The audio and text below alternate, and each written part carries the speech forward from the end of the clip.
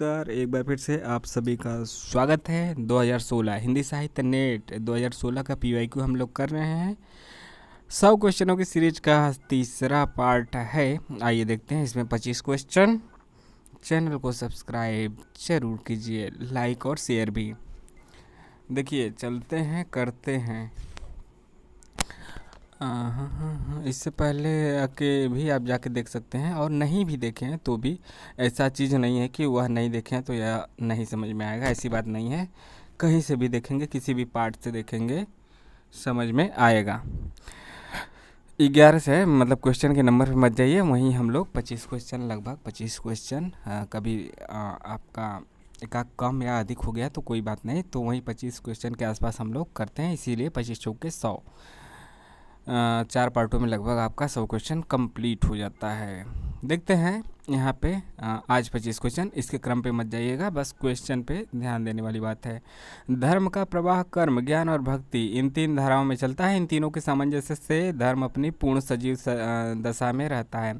किसी एक के भी अभाव से वह विकलांग रहता है। यह कथन किसका है? तो आचार्य रामचंद्र शुक्ल का है। एक चीज़ और ध्यान रखिए, यदि आपको कथन याद आ रहा है कि किस आलोचक का है तो ज़रूर लगाइए जिसका आ रहा है। लेकिन यदि नहीं आ रहा है और क्वेश्चन में ऑप्शन में रामचंद्र शुक्ल है तो रामचंद्र शुक्ल सही हो, इसकी ज़्यादा संभावना रहती है। तो जो क्वेश्चन ना आए, बिल्कुल भी ना समझ में आए कि किसका है, और शुक्ल जी हों ऑप्शन में तो शुक्ल जी लगा सकते हैं आप। शुक्ल जी के लगाने से क्या होता है कि ज़्यादा चांस हो जाता है सही होने का। तो यह तो शुक्ल जी का कथन था। आगे एक और कथन है जो कि विश्लेषण के तौर पे आचार्य हजारी प्रसाद द्विवेदी का दिया है। लेकिन जोर देकर कहना चाहता हूँ कि अगर इस्लाम नहीं आया होता तो भी इस साहित्य का 12 आना वैसा ही होता जैसा आज है। अगला क्वेश्चन देखते हैं, इनमें से किस कवि ने नख सिख शीर्षक से काव्य ग्रंथ की रचना नहीं की? जैसा कि आपको पता है, नहीं पता है तो जान जाइए कि नख सिख की जो रचना हुई है वह कई लेखकों ने किया है। तो उसी लिए पूछ रहा है कि नख सिख शीर्षक से काव्य ग्रंथ की रचना किसने नहीं की है। तो देखिए यहाँ पे ऑप्शन है कुलपति मिश्र, सुरती मिश्र, नृप शंभु और पजनेश। देखिए इसका क्या है कि यूजीसी ने उत्तर दिया था सी, यानी कि नृप शंभु को।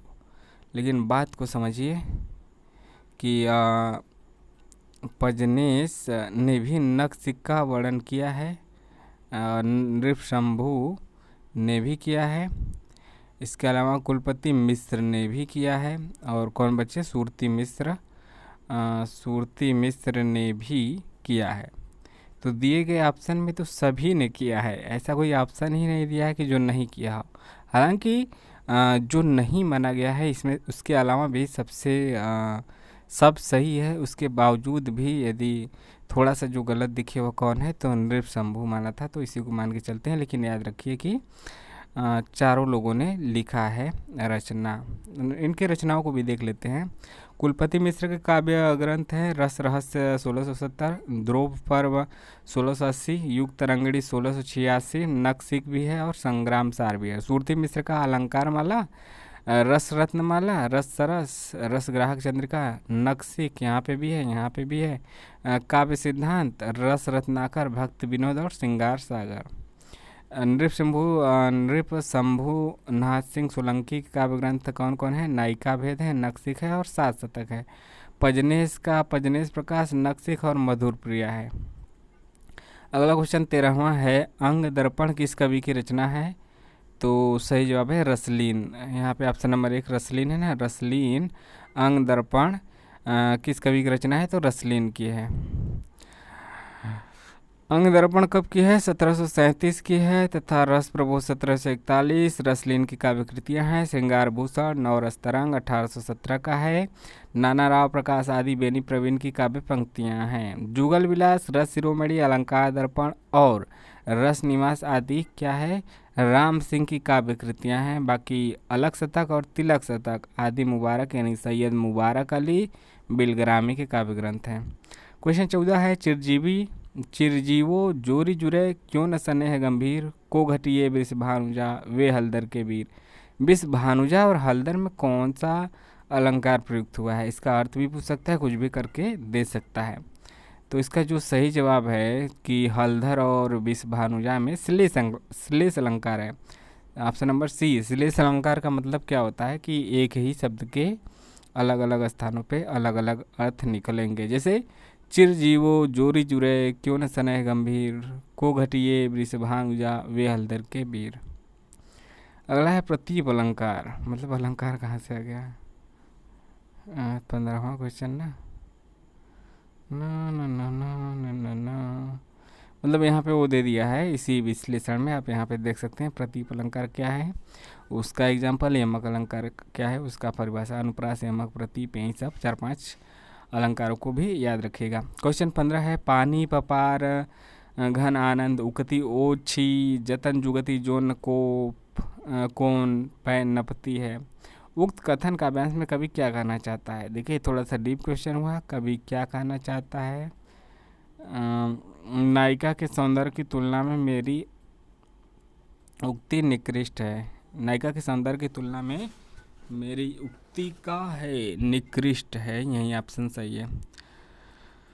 No no no no no no no no no no. आगे बढ़ते हैं ब्रेक के बाद। मतलब यहीं ब्रेक हो गया आपका ना ना ना ना वाला। क्वेश्चन 16 है अष्टशाप में सूरदास के पीछे इन्हीं का नाम लेना पड़ता है। इनकी रचना भी बड़ी सरस और मधुर है। इनके संबंध में यह कहावत प्रसिद्ध है कि और कभी गढ़िया नंददास जड़िया। यह प्रसिद्ध कथन बार बार पूछा गया है। यह आचार्य रामचंद्र शुक्ल जी का है और यहाँ पे उनके हिंदी साहित्य का इतिहास से यहाँ पे लिया गया है, क्योंकि उनका वहीं आपका हिंदी साहित्य के इतिहास का पुराना और प्राचीन और क्या है आधारभूत ग्रंथ है। क्वेश्चन 17 है निम्नलिखित में से मैथिली शरण गुप्त की कौन सी रचना नायिका प्रधान नहीं है? बाकी चारों में से 3 है, एक नहीं है। यशोधरा है, साकेत भी है, विष्णुप्रिया भी है और पंचवटी नहीं है। तो इसका आंसर पंचवटी हो जाएगा। इनकी रचनाओं का सन देखें जो दिए गए हैं ऑप्शन में, उसके अनुसार पंचवटी 1925 का, साकेत 1931, यशोधरा 1932, विष्णुप्रिया 1957 का। आदि द्विवेदी युगीन कवि मैथिली शरण गुप्त की रचना है। यशोधरा में महात्मा गौतम बुद्ध की पत्नी यशोधरा का वर्णन नायिका के रूप में मिलता है। साकेत में लक्ष्मण की पत्नी उर्मिला। यशोधरा गौतम बुद्ध की पत्नी, लक्ष्मण की पत्नी कौन? उर्मिला। वर्णन नायिका के रूप में मिलता है। तथा विष्णुप्रिया पश्चिम बंगाल के प्रसिद्ध संत चैतन्य महाप्रभु की पत्नी विष्णुप्रिया का नायिका के रूप में वर्णन किया गया है, यानी सभी के सभी स्त्रियां। जबकि पंचवटी नायक प्रधान रचना है जिसके नायक लक्ष्मण है। पंचवटी के नायक कौन है? लक्ष्मण है।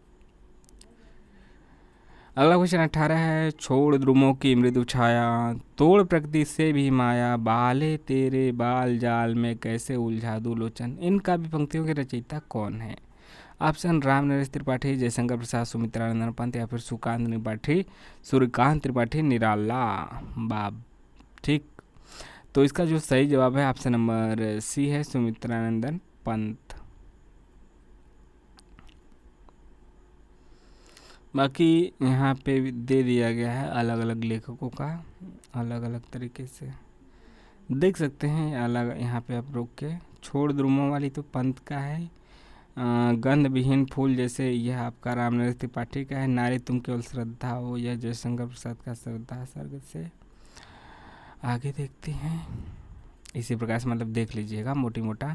क्वेश्चन 19 है दिनकर की किस कृति का कथानक कर्ण है? तो यह कितना ईजी है, रश्मि रथी है और रश्मि रथी कब की? 1952 की है। ठीक है, इसका कथानक मतलब वही कुरुक्षेत्र वाला है। कुरुक्षेत्र 1946 एक प्रबंध काव्य है जिसका कथानक युधिष्ठिर है। उर्वशी 1961 एक गीति नाट्य है जिसका कथानक पुरूरवा है। परशुराम की प्रतीक्षा 1963 जिसका कथानक ऋषि परशुराम है। ठीक, क्वेश्चन नंबर 20 है अब तक क्या किया, जीवन क्या जिया, ज़्यादा लिया और दिया बहुत बहुत कम। उपयुक्त काव्य पंक्तियों के रचयिता कौन है? ऑप्शन है अज्ञे, रघुवीर सहाय, शमशेर बहादुर सिंह या फिर मुक्तिबोध। तो इसका सही जवाब है मुक्तिबोध। बाकी यहाँ पे देख सकते हैं कि पंक्तियाँ कौन किसकी हैं, तो मुक्तिबोध का आप पहचान सकते हैं। और राष्ट्रगीत में भला कौन व भारत भाग्य विधाता है? तो यह रघुवीर सहाय का है। फटा सुपन्ना पहने जिसका गुण हर चरना गाता। इसके अलावा साहब तुम सभ्य तो हुए नहीं, नगर में बसना भी तुम्हें नहीं आया, तब कैसे बसना तुम्हें नहीं आया तब कैसे सीखा डसना बीस कहाँ पाया, यह अज्ञे का है। चुका भी हूँ मैं नहीं, कहाँ किया मैंने प्रेम, अभी जब करूँगा प्रेम पिघल उठेंगे युगों के मधुर। उठेंगे सात सागर किंतु मैं ही मौन आज। शमशेर बहादुर सिंह का है। 21 है, मौन भी अभिव्यंजना है, जितना तुम्हारा सच है उतना ही कहो। मौन के इस अभिव्यंजना मौन के इस रचनात्मक संदर्भ की अभिव्यक्ति अज्ञे ने अपनी किस काव्य कृति में की है, तो सही जवाब है इंद्रधनुष रौदे हुए में। किस में किया है, इंद्रधनुष रौदे हुए में। लक्ष्मी नारायण लाल के नाटकों की बात की जाए तो अंधा कुआं 1955, मादा का एक्ट्रेस 1959, तीन आंखों वाली मछली 1960, सूखा सरोवर 1960, नाटक बहुरंगी 1961, नाटक तोता मैना 1962, रात रानी 1962, दर्पण 1962, रक्तमाल 1963, सूर्यमुख 1968, कलंकी 1969, मिस्टर अभिमन्यु 1975, कर्फ्यू 1972 का है। 72 बाद में कहा है, इसको पहले ले जाओ। अभी मिस्टर अभिमन्यु 72 के बाद आएगा ना, तो इसको बाद में इसके डाल देना। दूसरा दरवाजा 1972, अब्दुल्ला दीवाना 1973, नरसिंह यादव 1975, व्यक्तिगत 1975। अच्छा। गुरु 1976, यक्ष प्रश्न 1976, एक सत्य हरिश्चंद्र 1976, गंगा माटी 1977, सगुन पक्षी 1977, सब रंग मोहभंग 1977, पंचपुरुष 1978, राम की लड़ाई 1979, बलराम की तीर्थ यात्रा 1983, कजरी वन 1980, सुंदर रस 1986, कामी हाउस में इंतजार, हाथी घोड़ा चूहा। भारतेंदु हरिश्चंद्र के नाटक का जरूर देख लीजिएगा, नेट के सिलेबस में लगे हुए रचनाकार हैं। सर्वेश्वर दयाल सक्सेना का बकरी 1978 का, लड़ाई 1979 का, अब गरीबी हटाओ भी उसी समकालीन समय का है। बाकी ज्ञानदेव अग्निहोत्री के नाटक आप देख सकते हैं, और हरिश्चंद्र का जरूर देख लेना, और क्रम भी। क्वेश्चन 25 है, पूस की रात कहानी का प्रमुख पात्र कौन है, तो इसका सही जवाब है अलगू है। ठीक है, पूस की रात 1930 की रचना है। इसमें प्रमुख पात्र की बात की जाए तो हल्कू है, मुन्नी है और जबरा है। ठीक, पूस पंच परमेश्वर 1916 की है। इसमें प्रमुख पात्र अलगू चौधरी और जुम्मन शेख हैं। कफन 1936 का है, माधव घिसू और बुधिया इसके पात्र हैं। अगला क्वेश्चन 26 है, सूरज का सातवां घोड़ा के लेखक कौन है, इंपॉर्टेंट है और इजी भी है। धर्मवीर भारती इसके लेखक हैं। और गुनाहों का देवता 1949, सूरज का सातवां घोड़ा 1952, दोनों इनके उपन्यास हैं, जरूर पढ़िएगा। राजेंद्र यादव के उपन्यास की बात की जाए तो यहाँ पे आप देख सकते हैं, यहाँ से लेके यहाँ तक। बाकी कमलेश्वर के उपन्यास की बात की जाए तो एक सड़क 57, गलियाँ 1957 का, डाक बंगला 1959, लौटे हुए मुसाफिर कहाँ गया लौटे हुए मुसाफिर 1961, समुद्र में खोया हुआ आदमी 1967, काली आंधी आली 1974, काली आंधी 1974। पीली आंधी किसके है, कमेंट करके बताइए। किसी महिला लेखिका के हैं। आगामी अतीत ओहो ओहो ई का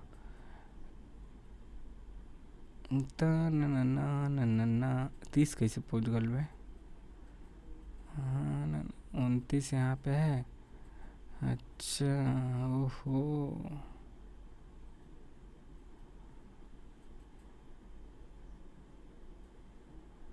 हाँ 27 नंबर का क्वेश्चन है। आवारा मसीहा औपन्यासिक जीवनी किसके जीवन पे आधारित है, तो सही जवाब है शरद चंद्र, ऑप्शन नंबर 1 शरद चंद्र। आवारा मसीहा विष्णु प्रभाकर का है, शरद चंद्र के जीवन पे आधारित है। योद्धा सन्यासी 1969 का, हंसराज रहबर इसके जीवनीकार, विवेकानंद के संरक्षण में हुआ। अकाल पुरुष गांधी 1968, जैनेन्द्र ने किया, महात्मा गांधी के ठीक। अकाल पुरुष गांधी 1968, जैनेन्द्र, महात्मा गांधी, बापू 1940, घनश्याम दास बिरला, महात्मा गांधी। बापू के कारावास की कहानी 1949, सुशीला नायर, महात्मा गांधी का इसमें निर्देशन रहा है। अगला क्वेश्चन 28 है, इनमें से कौन सा उपन्यास भीष्म साहनी द्वारा रचित नहीं है, तो 3 है। एक नहीं है, तो कौन सा नहीं है, पीढ़ियाँ नहीं है, बल्कि झरोखे, कड़ियाँ, बसंती और जिंदगी नामा यह है। अगला क्वेश्चन 29 है, मतलब यहाँ पे इनकी रचनाओं को आप रोक के अच्छे से देख सकते हो। ऊपर उपन्यास है, नीचे भी उपन्यास ही है। अगला क्वेश्चन 29 है, नागार्जुन द्वारा रचित मछुआरों के जीवन पे आधारित उपन्यास कौन सा है? तो इसका सही जवाब है सागर, लहरें और मनुष्य। ऑप्शन से भी आप टिक इसको लगाना चाहें तो लगा सकते हैं। यहाँ पे आप देख सकते हैं कि कौन कौन मौत की घाट उतरा। अरे बाप रे, ये क्या बोलती है यहाँ पे, मतलब देख लीजिए, वीडियो ज़्यादा लंबा हो जाएगा। एक एक बात समझाने चले तो क्वेश्चन 30 है, माटी की मूर्ति के लेखक कौन है? तो सही जवाब है option number C, Ramvriksh Benipuri हैं। माटी की मूर्तियाँ हो, गेहूँ और गुलाब हो, लाल तारा, मिल के पत्थर, ये सभी रामवृक्ष बेनीपुरी के है। माटी की मूर्तियाँ 1946 की है, इतना ज़रूर याद रखें। कुछ कुछ शब्द, कुछ रेखाएं, यह रचना है 1965 का इंद्रजाल। कहा यार कुछ यह मतलब कि देख सकते हैं यहाँ पे, आप अच्छे से इसको देख लीजिए। क्वेश्चन 31 है, कर्मवीर पत्रिका के संपादक कौन थे? तो इसका सही जवाब है दिए गए ऑप्शन में, ऑप्शन नंबर 1 सही है, यानी कि Makhanlal Chaturvedi. Two two two two two two two यहाँ पे और भी देख सकते हैं, कर्मवीर 1924 का है, 24 ये क्या बोला, 24 का है, माखनलाल चतुर्वेदी तथा माधवराव सप्रे हैं संपादक। साप्ताहिक जबलपुर से होता था। साहित्य संध्या 1937 का है, बाबू गुलाब राय के अथुआ में, अथुआ मतलब कि इन्हीं के निर्देशन में। मासिक और आगरा से होता था, मासिक मतलब हर महीने। सरस्वती पत्रिका 1902 में श्याम सुंदर दास का होता था, मासिक और काशी से होता था। क्वेश्चन 32 है, महात्मा गांधी की जीवनी अकाल पुरुष गांधी के लेखक कौन है? तो इसका सही जवाब है जैनेंद्र कुमार, जैनेंद्र कुमार है, ठीक है, जैनेंद्र कुमार है। और इसी के साथ हम लोग 33 नंबर के क्वेश्चन पे बढ़ चलते हैं। अकाल पुरुष 1968 का है, जैनेंद्र द्वारा रचित महात्मा गांधी की जीवनी है। पहला गिरमिटिया 1999 का उपन्यास गिरजा किशोर द्वारा लिखित महात्मा गांधी के जीवन चित्रित पर आधारित है। अगला क्वेश्चन है 33, इनमें से कौन सा संस्मरणात्मक ग्रंथ कृष्णा सोबती द्वारा रचित है? तो इसका सही जवाब है आपका हम हसमत है, सही जवाब है। बाकी यादें और बातें, दीवान खाना और स्मृतियों के छंद नहीं है, तो हम हसमत ही है। हम हसमत 1977 का है। हम हसमत 2 भी आया 1998 में, ठीक है। हाँ, हम हसमत 3 भी आया 2012 में। शब्दों के आलोक में सोबती एक सोहबत, आदि कृष्णा सोबती के संस्मरणात्मक कृतियाँ हैं, जबकि स्मृतियों का छंद 1995 और एवं हम अपने अपने रास्ते 2001 रामदास मिश्र के संस्मरण है। दीवान खाना 1984, मितवागर 1995, अमराई 2000 आदि पद्मा सचदेवा की संस्मरणात्मक कृतियाँ हैं। यादें और बातें 1998 बिंदु अग्रवाल की संस्मरणात्मक कृति है। क्वेश्चन 34, कविता कभी व्यक्तित्व की अभिव्यक्ति नहीं, व्यक्तित्व से पलायन है, कथन किसका है? तो सही जवाब है टी.एस. इलियट है। पलायन वाला शब्द जहाँ पे भी आए वहाँ पे इलियट को लगा दीजिए, यानी इलियट को टी.एस. इलियट। कविता कभी व्यक्तित्व की अभिव्यक्ति नहीं, व्यक्तित्व से पलायन है, कथन किसका है? तो टी.एस. इलियट का है, ठीक ही होगा। कविता कभी व्यक्तित्व की अभिव्यक्ति नहीं, व्यक्तित्व से पलायन है, टी.एस. इलियट का है। कविता रचना का वह प्रकार है जो वैज्ञानिक कृतियों से अर्थ में भिन्न है, कि अभी कविता का तात्कालिक प्रयोजन आनंद है, सत्य नहीं। यह कॉलेज का है। नैतिकता सिर्फ दुनियादारी है और आचार संहिता इष्ट सिद्धि की सामान्यतम व्यवस्था की अभिव्यक्ति है, रिचर्ड का है। क्वेश्चन नंबर लास्ट मतलब वही आज का 25वां क्वेश्चन। इसके क्रम पे मत जाइएगा, चैनल को सब्सक्राइब जरूर कीजिएगा, लाइक और शेयर भी। बायोग्राफी या लिटरेचर के लेखक कौन है? तो सही जवाब कॉलरिज है। ऑप्शन नंबर सी पे जो दिख रहा है ना, कॉलरिज, वही में है इसके लेखक। थोड़ा सा लेट किए तो मामला गड़बड़ा गया। कॉलेज के प्रमुख ग्रंथ की बात की जाए तो बायोग्राफी या लिटरेरिया, द फ्रेंड 1817 का है, aids to reflection 1825, church and state 1830, confessions of an, ठीक है, इंक्वायरिंग स्पिरिट 1840 का है। बाकी विलियम वर्ड्सवर्थ के काव्य संग्रह भी देख सकते हैं, टी.एस. इलियट की काव्य कृतियाँ भी देख सकते हैं, तो आइए रिचर्ड के ग्रंथ भी देख सकते हैं। पूरा सब भरा भरा है। तो यही था भरा से ही, यहाँ पे आपका बायोग्राफी लिटरेरिया से 25 क्वेश्चन समाप्त हुए हैं। कैसा लगा कमेंट के माध्यम से ज़रूर बताइए। मिलते हैं नेक्स्ट वीडियो में। जय हिंद, जय भारत। आपका दिन शुभ हो, ठीक है, आपका दिन शुभ हो। नमस्कार।